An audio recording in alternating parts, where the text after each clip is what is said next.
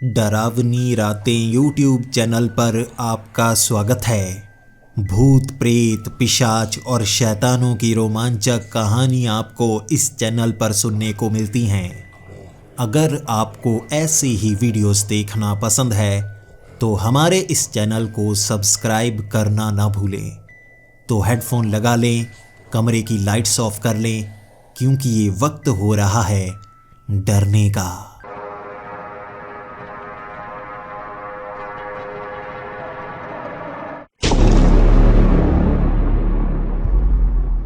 Hello दोस्तों, मेरा नाम प्रमोद तिवारी है और आज मैं आपको छलावे की एक ऐसी कहानी सुनाना चाहूँगा जो शायद आपने कभी नहीं सुनी होगी।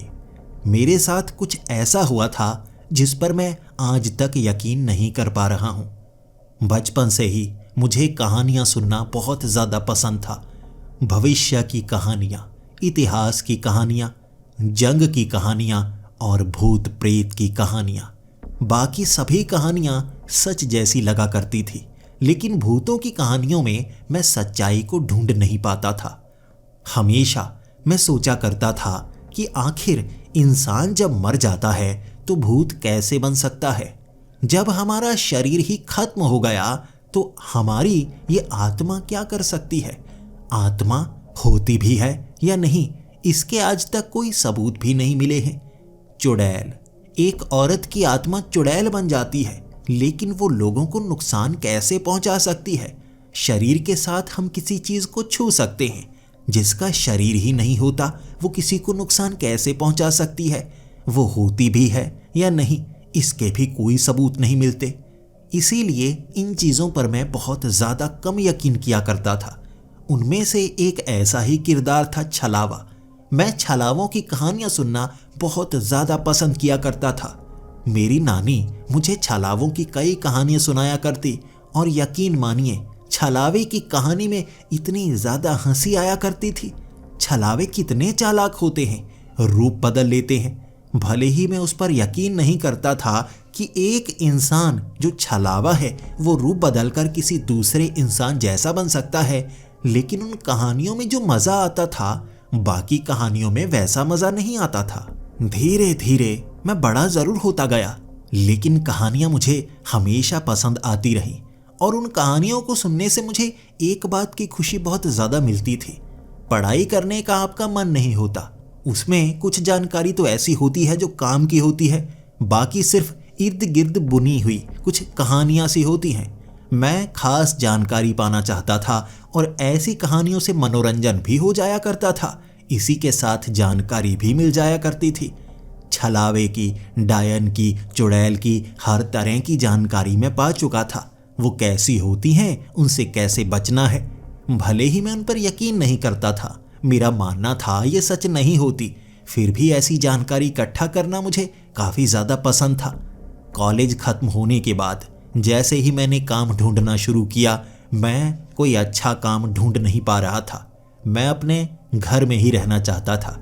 अपनी नानी से हमेशा कहानियाँ सुनना चाहता था जो हमारे घर से कुछ ही घर की दूरी पर रहती थी।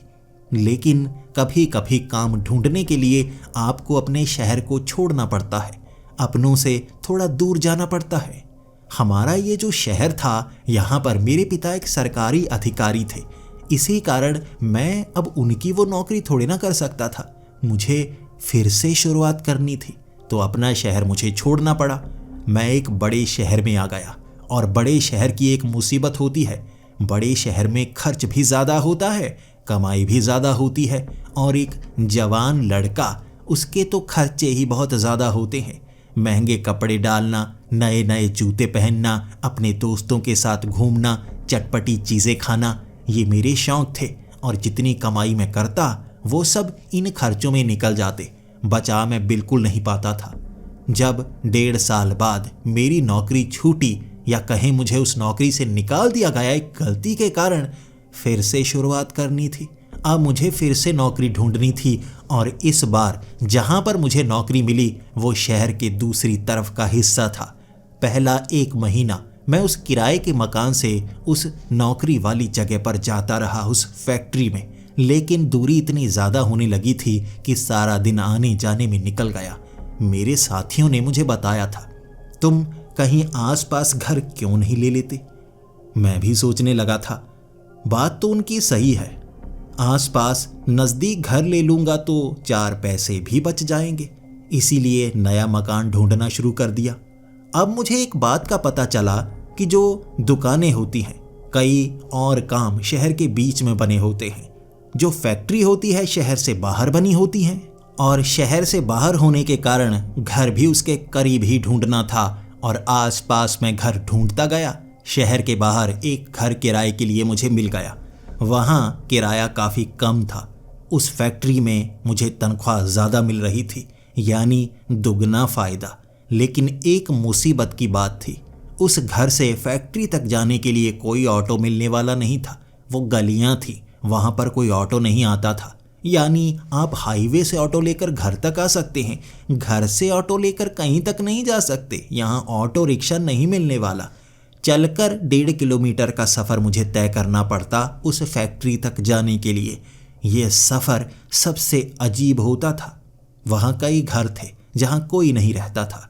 पीछे बहुत ज़्यादा गंदगी पड़ी हुई, और उस पगडंडी को पकड़कर घरों के पीछे से गुजरते हुए उस खाली इलाके से निकलकर मुझे उस फैक्ट्री तक जाना पड़ता था।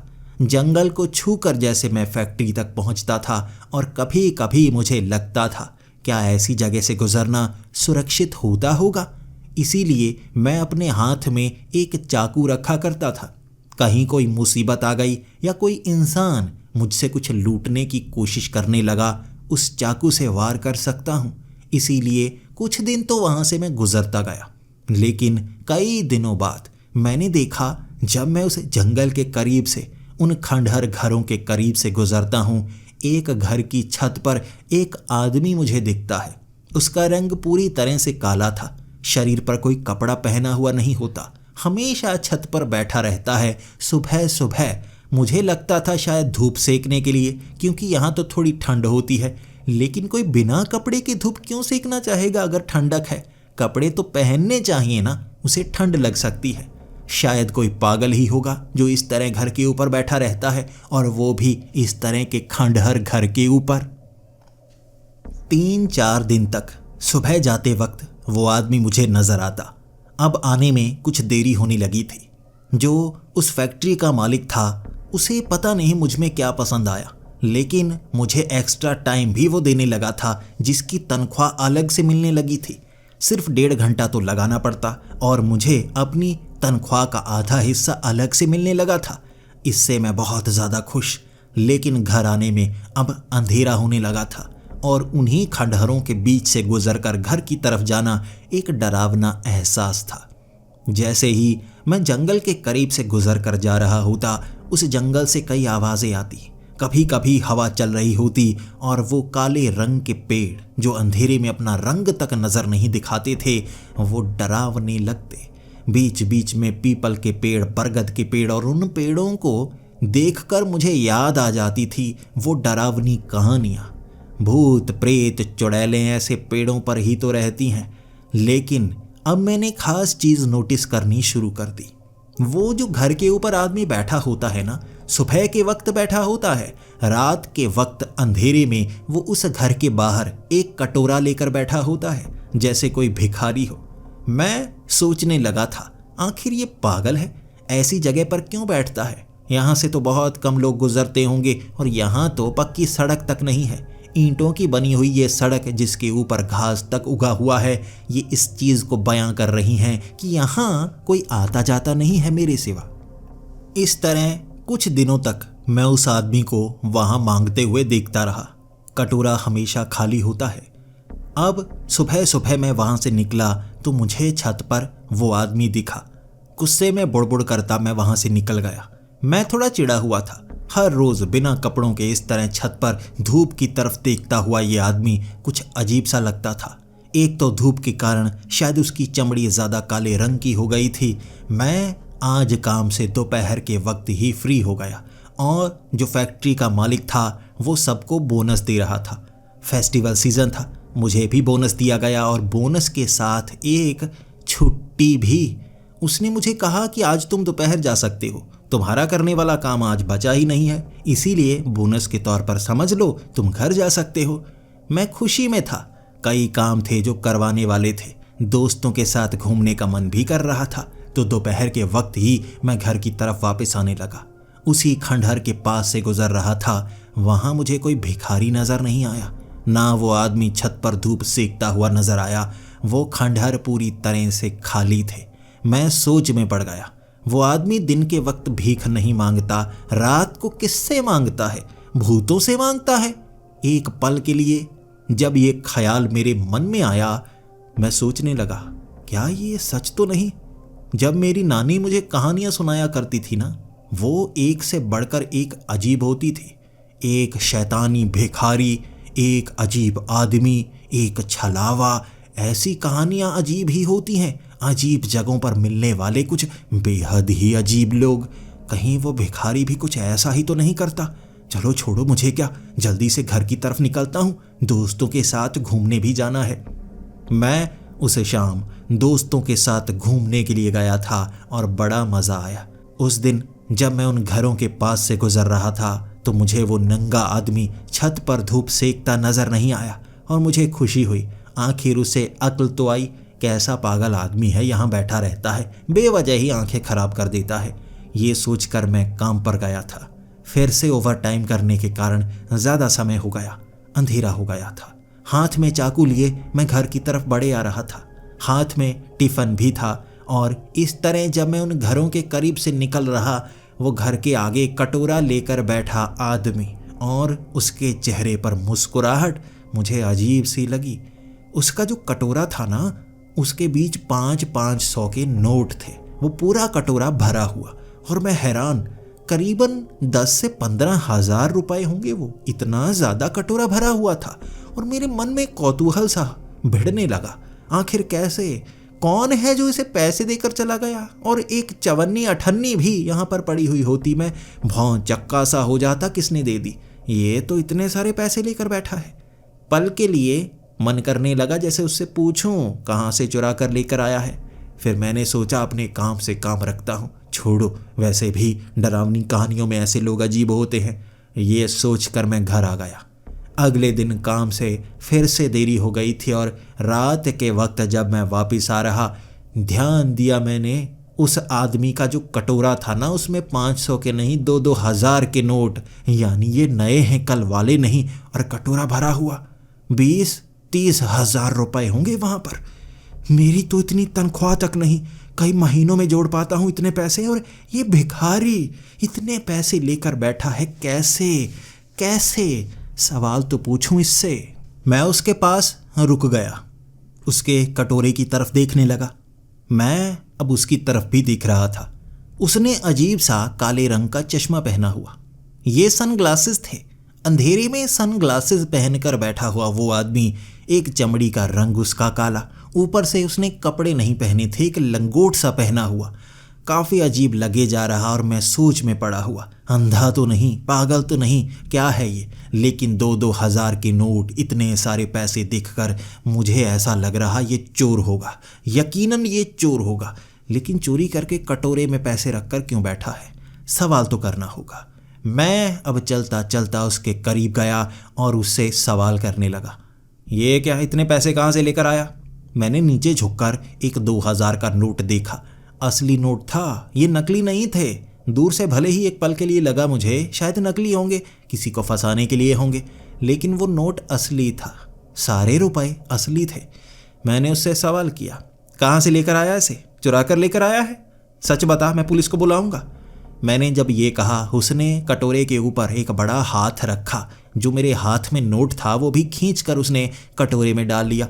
उसके बाद वो उठा और उस खंडहर घर के पीछे से भागने लगा जंगल की ओर। पता नहीं क्यों मुझे लगा वो कुछ गलत कर रहा है, कहीं से चुरा कर आया है। और कभी कभी आपकी आंखों के सामने जब कुछ गलत होता है, उसे रोकने की हिम्मत भगवान आपको कभी ना कभी दे ही देता है। आज मैं उसके पीछे भाग पड़ा। जैसे जैसे वो आगे बढ़ता गया, मैं उसके पीछे था। उसका वो लंगोट, उसकी वो चमकती हुई चमड़ी और हाथ में कटोरा लिए, एक हाथ ऊपर रखे, वो नोटों को संभालता हुआ ताकि एक भी गिर ना जाए, वो उस जंगल की तरफ भागता गया।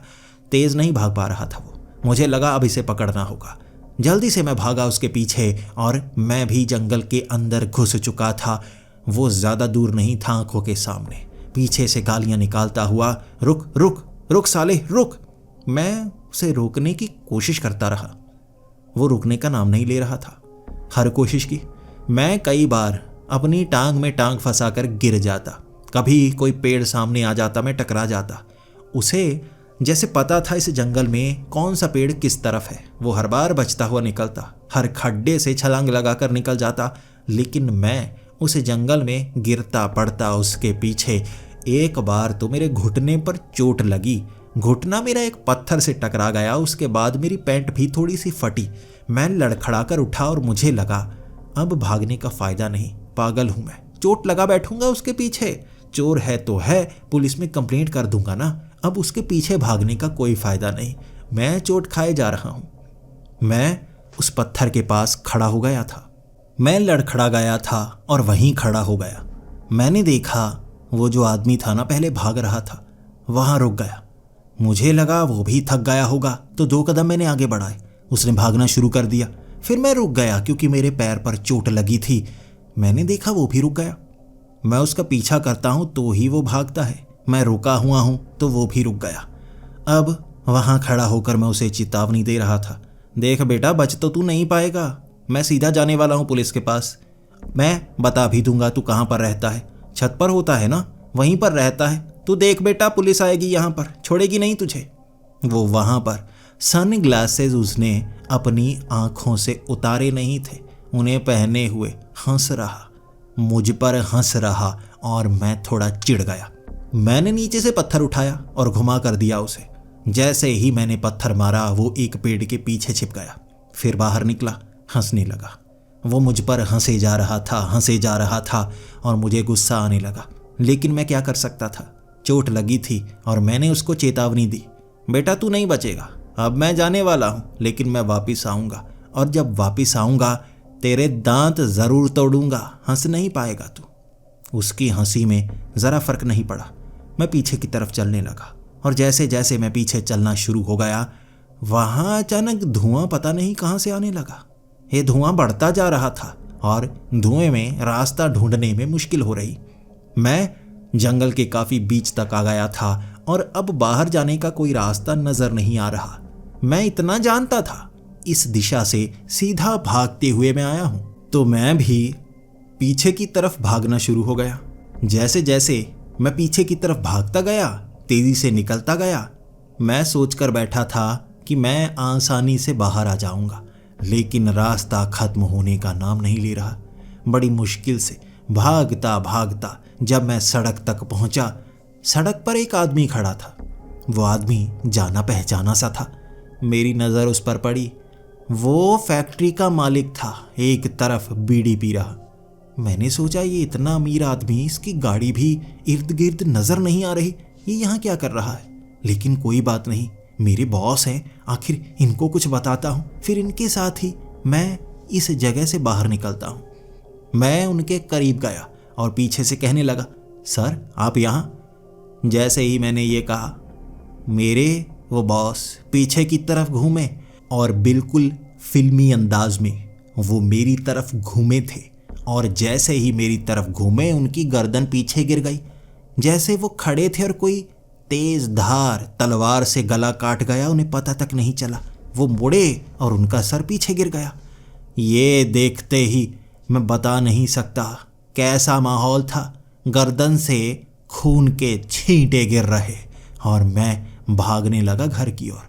मैं उस सड़क से सीधा घर की ओर भागता जा रहा था और ऐसा लगने लगा वो सड़क के बीच में कुछ अजीब चीज़ है जो सामने दिख रही है। धुआं चारों तरफ। भागता भागता जब मैं सड़क के किनारे पहुंचा, सामने दीवार सड़क को बंद किया हुआ। ये खंडहर, इनसे बाहर निकलने का एक ही रास्ता था और आगे से जैसे एक दीवार। ये नई दीवार थी, जैसे किसी ने अभी अभी बनाई हो, वो भी ऊपर तक। मैं उस दीवार को तोड़ नहीं सकता था, उस पर चढ़ नहीं सकता था। कोशिश की मैंने कहा, हे भगवान, ये इस रास्ते को बंद किसने कर दिया। हो सकता है वहाँ रहने वाले कई लोगों ने इस तरह का रास्ता बंद कर दिया हो ताकि कोई इधर आ ना पाए। लेकिन अब मैं उधर कैसे जाऊँगा? क्या मुझे फैक्ट्री की तरफ से निकलना होगा? वो बड़े रास्ते से घूमकर अपने घर जाना होगा? इसके लिए मुझे पीछे से वो जंगल के करीब से गुजरना होगा। अब कोई बात नहीं, वहाँ से चलता हूँ। और वहाँ तो वो मेरे बॉस की कटी हुई गर्दन है ना। अब मैं क्या करूँ? कहीं मुझ पर कोई इल्ज़ाम तो नहीं आ जाएगा? मैं घबराया हुआ था। आखिर जो मेरी आंखों के सामने हुआ वो सच है या नहीं? किसने उन्हें मारा? क्या यहाँ कोई कातिल है? वो भिखारी, मुझे पहले से शक था वो कुछ अजीब है। मुझे पहले से शक था। जब से यहाँ आया हूँ कुछ ना कुछ अजीब होता जा रहा है। अब मैं पीछे वाले रास्ते से जा रहा, बहुत ज़्यादा चौकन्ना। जैसे ही मैं उस खंडहर के पास से गुजर रहा था, मुझे नजर आए मेरे बॉस। एक तरफ बीड़ी पी रहे, उनका सर नीचे नहीं गिरा हुआ था।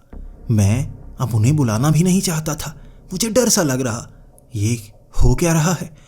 तभी मैं पास से गुजर रहा था तो पीछे से आवाज़ आई, कहाँ जा रहे हो? मुझे पहचाना कि नहीं?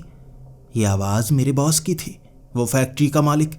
मैंने मुड़कर देखा, उसने भी मुड़कर देखा, लेकिन उसने जैसे ही गर्दन घुमाई, उसकी गर्दन टूटकर नीचे गिर गई, बिल्कुल वैसी जैसे किसी ने तलवार से काटी हो।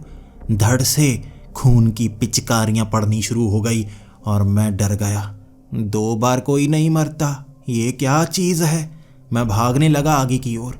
अब मैं सीधा फैक्ट्री वाले रोड पर भाग रहा और आगे जाकर देखा मैंने, फैक्ट्री वाला वो रोड आगे बंद, आगे एक काले रंग का नाला। ये नाला पहले यहाँ मौजूद नहीं था। कहाँ से आ गया? क्या मैं किसी गलत मोड़ पर मुड़ गया? ये किस तरफ आ गया मैं? जैसे ही मैं घूमकर देखना चाहता था, एक तो वहाँ धुआं इतना ज़्यादा था, कुछ भी नज़र नहीं आ रहा। जैसे ही मैं उस नाले के पास से चलता हुआ आगे बढ़ा, वो आदमी हाथ में कटोरा लिए 2-2 हज़ार के नोट सामने बैठा भीख मांग रहा नाले के पास। ये क्या चीज़ है? कहाँ से आ रहा है ये भीख ऐसी जगह पर क्यों मांग रहा है? जब से इससे मिला हूँ मेरी जिंदगी बदल गई है। यही गड़बड़ झाला है, इससे दूर निकलो। मैं उसकी तरफ नहीं गया, मैं दूसरी तरफ जाने लगा, लेकिन पीछे से आवाज़ मारी उसने, मैं यहाँ हूँ, मुझसे मिलकर नहीं जाओगे? मैं पीछे मुड़कर उसे जवाब देता उससे पहले मैंने देखा वो आदमी वहाँ नहीं था, वहाँ मेरा बॉस, फैक्ट्री का मालिक। ये आवाज़ उसने लगाई थी। अब उसका धड़ मेरी तरफ, सर मेरी तरफ, लेकिन जिंदा कैसे है ये? जैसे ही उसने एक कदम आगे बढ़ाया, उसका सर पीछे गिर गया टूटकर, धड़ से खून की पिचकारियां। मेरी चीख निकली, ये क्या हो रहा है? मैं सड़क के रास्ते नहीं भागा, मैं जंगल के रास्ते भागा, जंगल के अंदर की तरफ। वो धुएं में इस तरह का माहौल था जैसे फिल्मों में होता है, भूतिया इलाका, धुंध में दूर तक नजर नहीं आ रहा, धुआं, ये अजीब सी बदबू, और मैं भागा जा रहा चिल्लाता हुआ। जब मैं सांस लेने के लिए एक पेड़ के पास रुका था, उस पेड़ के पीछे से एक हाथ निकला था। मैं उस हाथ से इतना ज़्यादा डर गया कि कौन है? वो हाथ पेड़ के अंदर से निकला हुआ था, आधा धड़ आधा सर। ये मेरे साथ काम करने वाला एक लड़का था, लेकिन जैसे मरा हुआ, आधा जिंदा, वैसा पेड़ के बाहर निकला, अपनी उंगलियां हिला रहा और जैसे मदद की गुहार लगा रहा मुझसे। मैं घबराया हुआ था, उसका वो चिपचिपा हाथ, मेरे कपड़े भी गंदे हो गए। मैं डर कर वहाँ से आगे भागा। जैसे जैसे मैं आगे भागता गया, वो पेड़ों के अंदर से आधे लटके हुए मेरे साथी, उस फैक्ट्री में काम करने वाला हर एक आदमी मुझे दिख रहा था, उस पेड़ पर लटका, जैसे उस पेड़ का हिस्सा बन गया हो। ये दृश्य देखा नहीं जा रहा था। मेरी चीखों का कोई अंत नहीं था। मैं डर कर भाग रहा, मैं बिना सोचे भाग रहा। इस जंगल का कोई अंत तो होगा, कहीं ना कहीं से निकलूंगा, कोई ना कोई मिलेगा मुझे, मैं मांगूंगा मदद उससे तो बच पाऊंगा।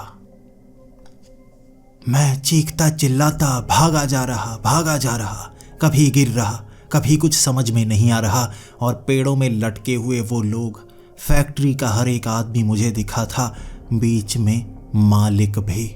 अब मालिक का आधा धड़ एक तरफ, एक सर लटका हुआ। इस तरह वो दृश्य डरावना था। भागते भागते मैं सड़क पर आ गया। शायद जंगल की दूसरी तरफ वाली ये सड़क होगी, और सड़क देखते ही खुशी की लहर मेरे अंदर।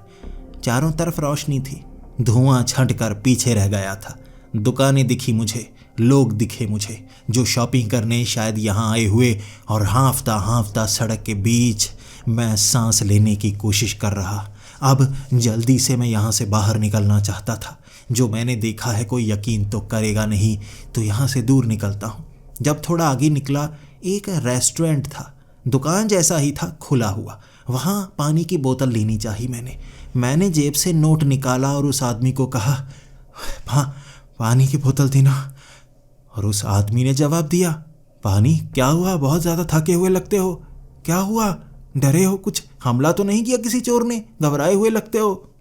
मैंने कहा, चोर ने नहीं किया, आप समझेंगे नहीं। तभी उसने कहा, क्या उस जंगल में लोग तो नहीं दिखे, पेड़ों पर आधे लटके हुए? मैंने कहा, आपको भी दिखे वो? क्या वहाँ जंगल में ऐसा नजर आता है? उस आदमी ने कहा, जंगल में? आओ इधर ज़रा चीज़ दिखाता हूँ तुम्हें। जैसे ही मैं अंदर गया, वो बोतल उस फ्रिज से निकालने वाला था, और फ्रिज के एक तरफ लटका हुआ वैसा ही आदमी, और एक तरफ आदमी चिकन बना रहा था।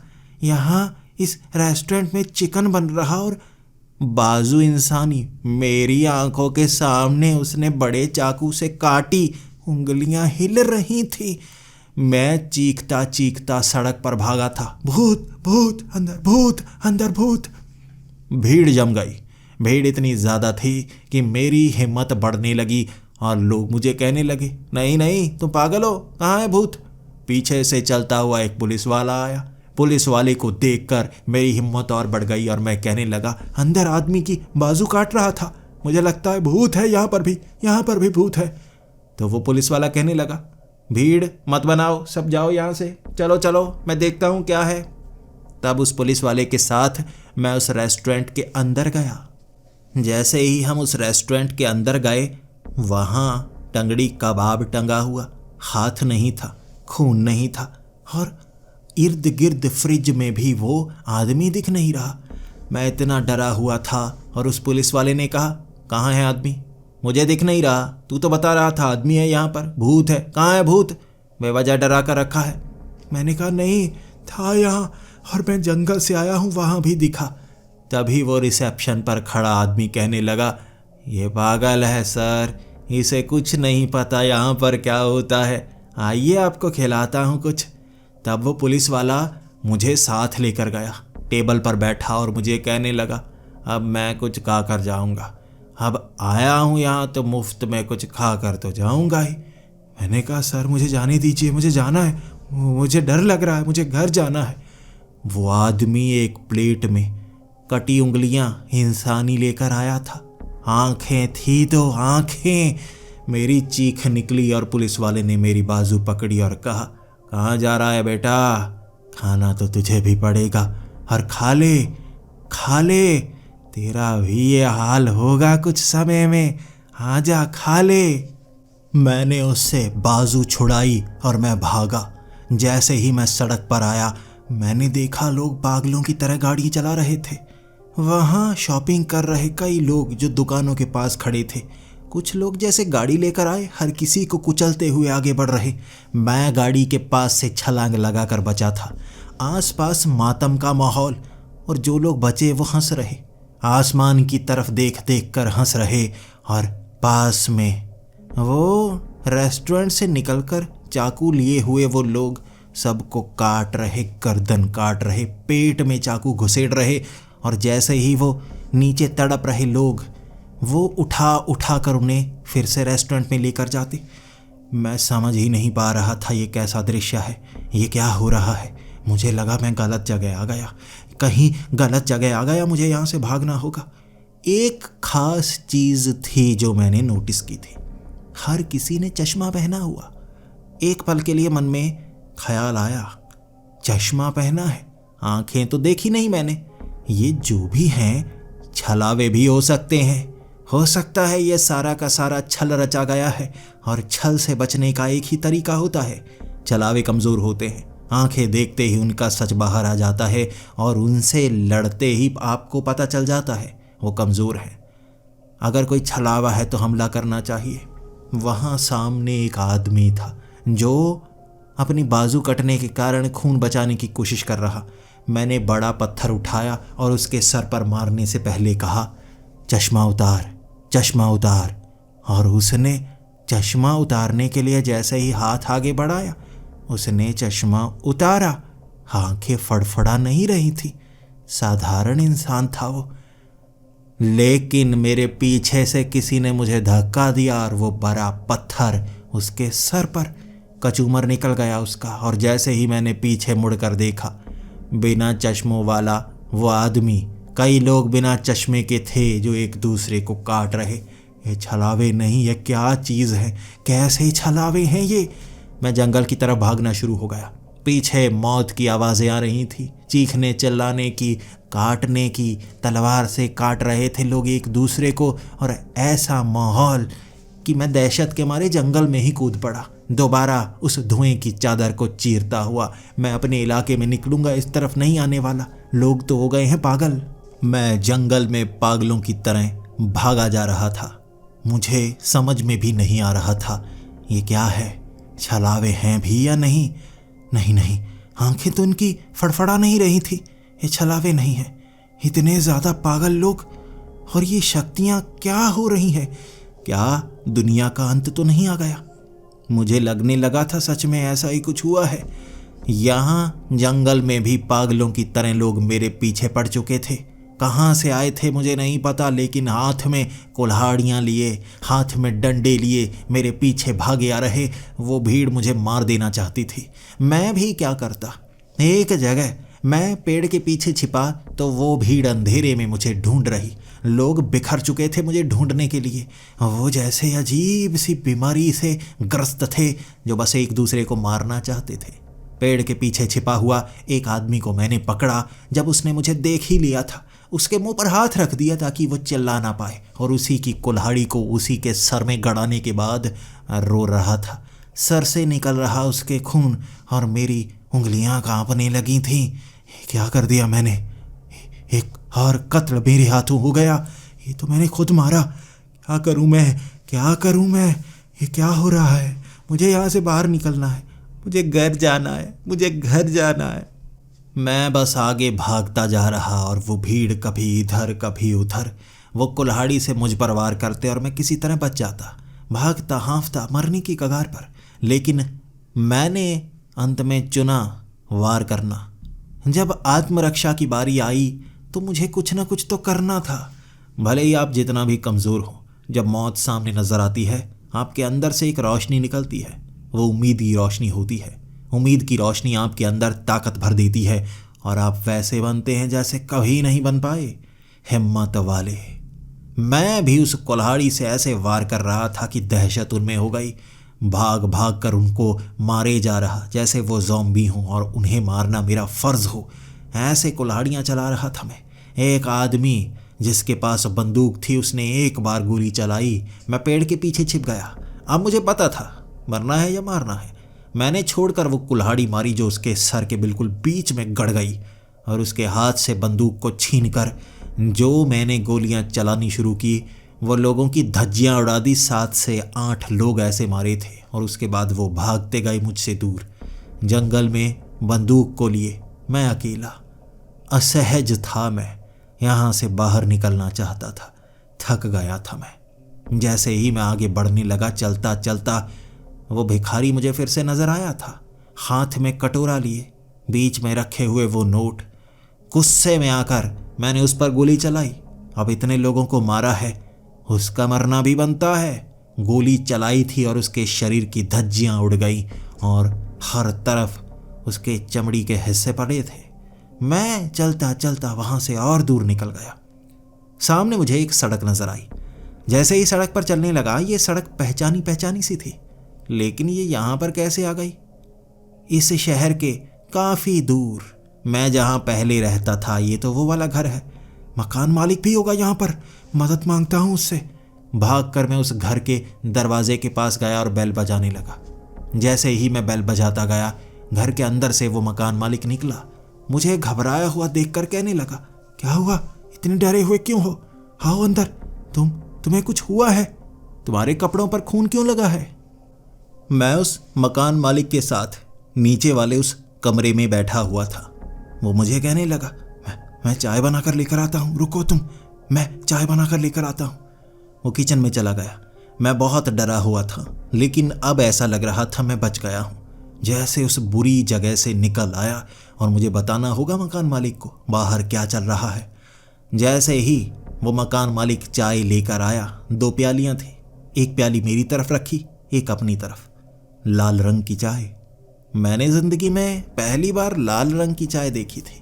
मैंने उसको कहा, हाँ आप दूध डालना भूल गए शायद, ये काली है या लाल सी दिख रही है? उसने कहा, काली? ये लाल ही है, काली कैसे होगी? लाल ही तो पीता हूं मैं चाय। खून की चाय पीने का मजा ही अलग होता है। दूध क्यों डालना जब खून मौजूद है? ये सुनते ही मेरी टांगें कांपने लगी थी और मैं उन्हें कहने लगा, कैसी कैसी बातें कर रहे हैं आप? मैं खून की चाय क्यों पीऊंगा? उसने कहा, तुम खून की चाय क्यों पियोगे? सब खून की चाय पीते हैं यहाँ एक ही तो चाय मिलती है खून की। किसी को मारो, खून निकालो और मजा आ जाता है। पता है तुम्हें मैंने किसको मारा है? अपनी पत्नी को। ये आंटी जो तुम्हें इतना अच्छा खाना बना कर दिया करती थी, मार डाला मैंने सुबह। बड़ा मजा आया। छोटे छोटे टुकड़े किए, फ्रिज में रखे हैं, आओ दिखाता हूँ बाजू, वो तो मैं रात को खाऊंगा, बड़ा मजा आएगा। वो फ्रिज की तरफ गया और मैं बाहर की तरफ भागा। लोग पागल हो गए हैं, लोग पागल हो गए हैं। ये अंत की शुरुआत है, क्या है ये? मैं जब सड़क पर भागा जा रहा, चीखों की आवाज़ें आसपास के घरों में हर जगह। कोई ऐसा नहीं लग रहा था जो सुरक्षित हो। काटने की आवाज़ें, चीखने की आवाज़ें, सड़क पर मिल रही वो लाशें। जैसे कुछ हुआ है, कुछ ऐसा हुआ है जिस कारण सब कुछ बदल गया है। मैं बाजार में पहुंच गया था। लाशें ही लाशें थीं, आग जनी हुई पड़ी थी जैसे दंगे हो गए हों। मैं एक टीवी की दुकान के पास से गुजरा और टीवी पर खबरें चल रही थीं। अजीब बीमारी, लोग एक दूसरे को मार रहे हैं, मारते जा रहे हैं हर शहर में। ये रात भयानक है, कोई नहीं बचने वाला। आप भी आत्महत्या कर लें, बचने का कोई रास्ता नहीं बचा है। ये सरकारी न्यूज़ चैनल था जिस पर आदेश दिया गया था, कटकर दर्द से मरने से बचने के लिए आप आत्महत्या कर सकते हैं। ये अंत होने वाला है, आप दर्द से बच सकते हैं। हर न्यूज़ चैनल पर यही खबर, हर जगह मौतें ही मौतें। ये क्या हो गया दुनिया को एक ही रात में, कैसे?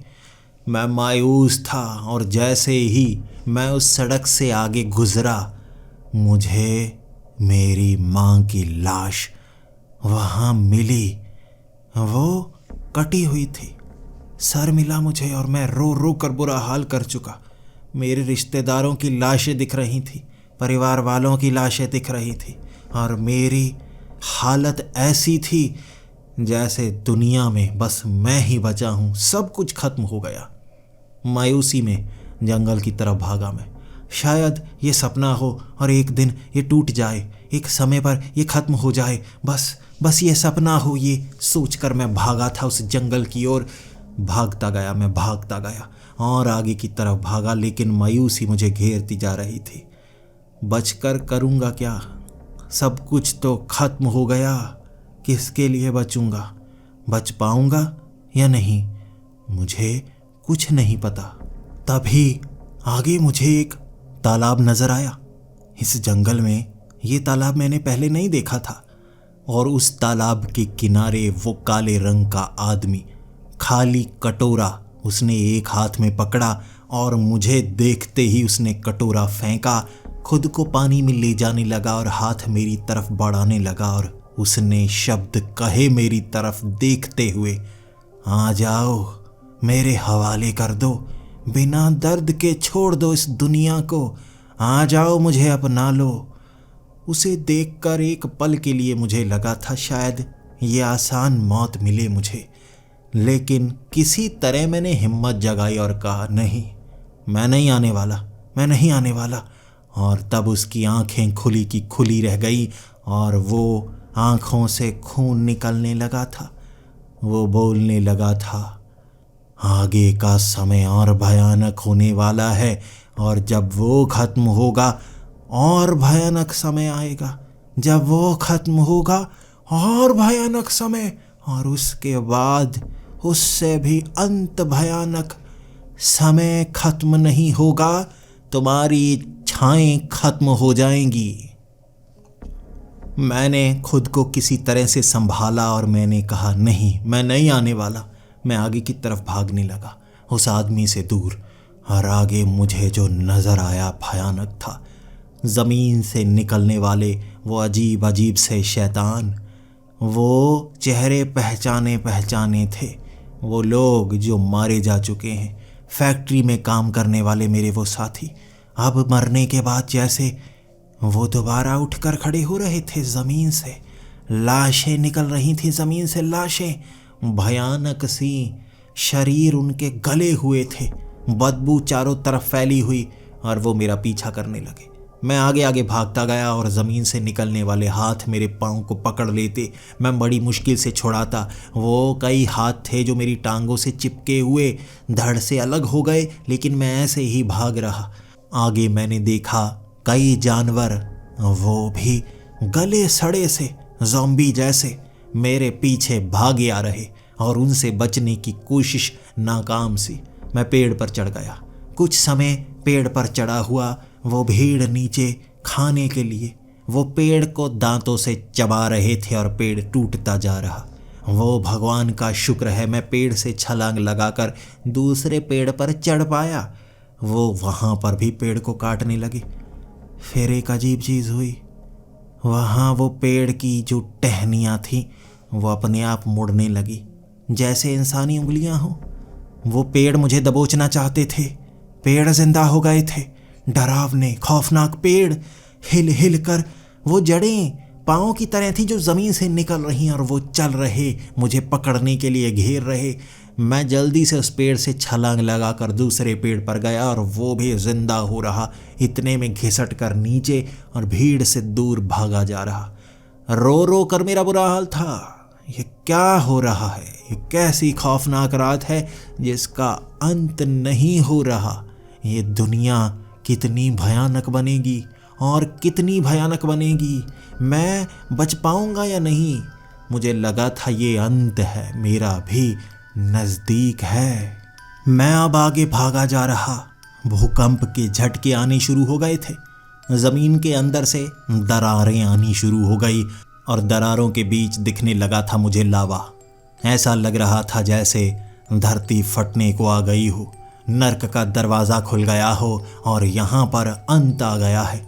मैं उन दरारों के ऊपर से भागा जा रहा था और मुझे पता था बचने का रास्ता नहीं है। भयानक मौत होगी, भयानक। लावे में गिरने से मैं सड़ जाऊंगा, जल कर मरूंगा। और बचने के लिए और क्या करूं? सबका तो अंत होने वाला है, मैं कौन सा बचने वाला हूं? रोने लगा था एक पेड़ के पास पहुंचकर। पेड़ की जड़ों ने जैसे मिट्टी को संभाल रखा था।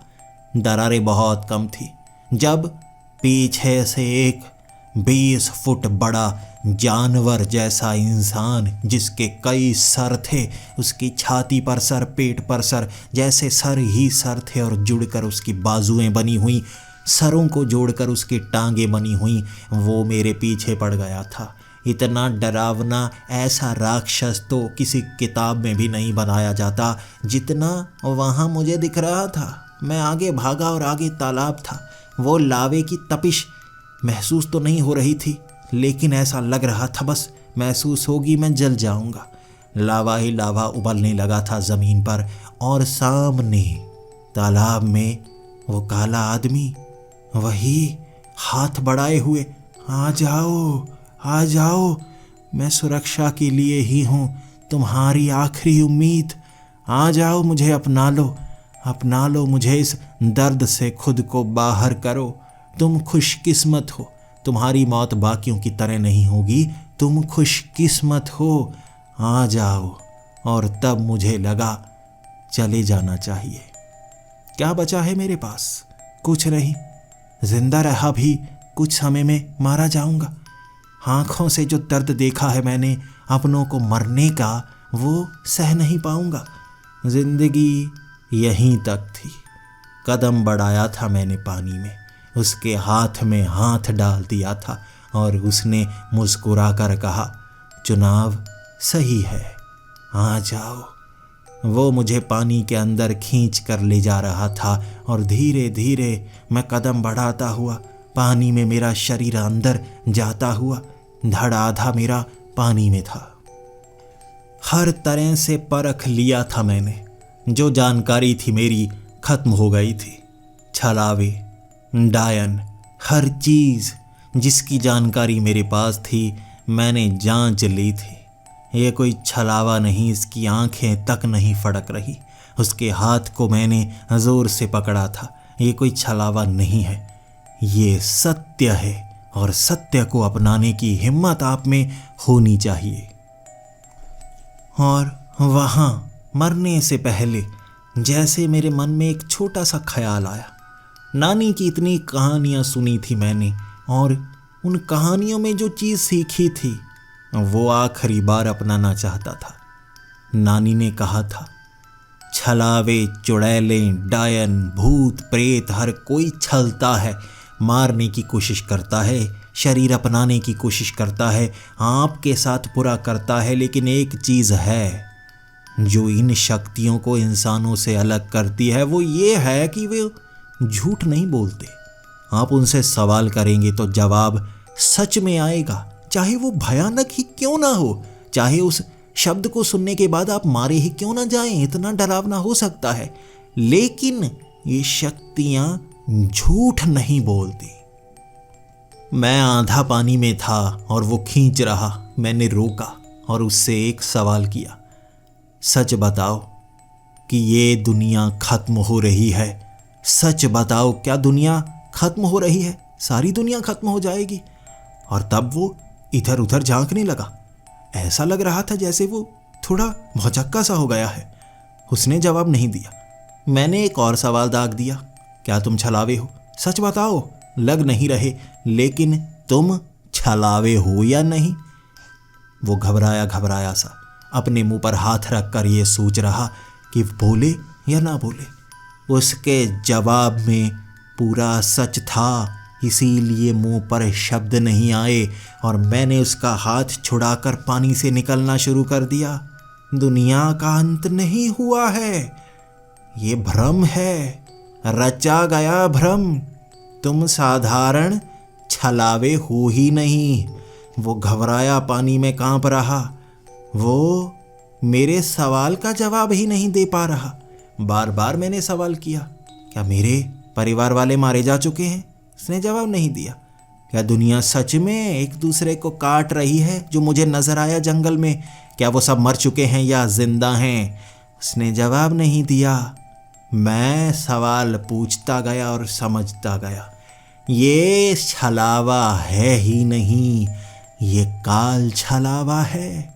नानी की कहानी में सुना था मैंने, काल छलावा, छलावों का बड़ा राजा जो सिर्फ रूप नहीं बदलता, दुनिया बदल देता है भ्रम दिलाने के लिए।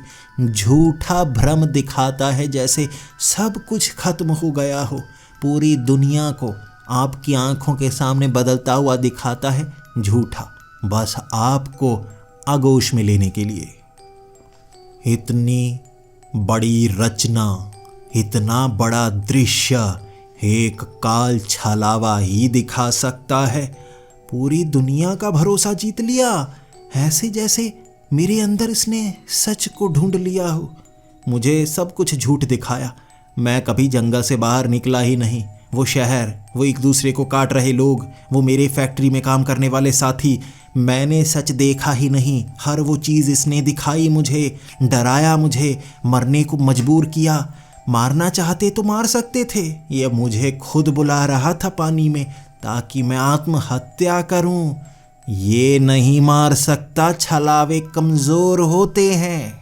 और वो हाथ बढ़ाकर मुंह पर हाथ रखे हुए कुछ बोल नहीं पा रहा था और मैं समझ गया। मैं उससे दूर जाने लगा। वो लावा, वो दरारें, मैंने पैर रखा था लावे में, मिट्टी थी वो, हाथ में लावा पकड़ा तो काले रंग की मिट्टी बन गई। भ्रम, हर चीज़ भ्रम है। पेड़ों से निकलने वाले वो हाथ मैंने पकड़े तो वो पेड़ की टहनी थी।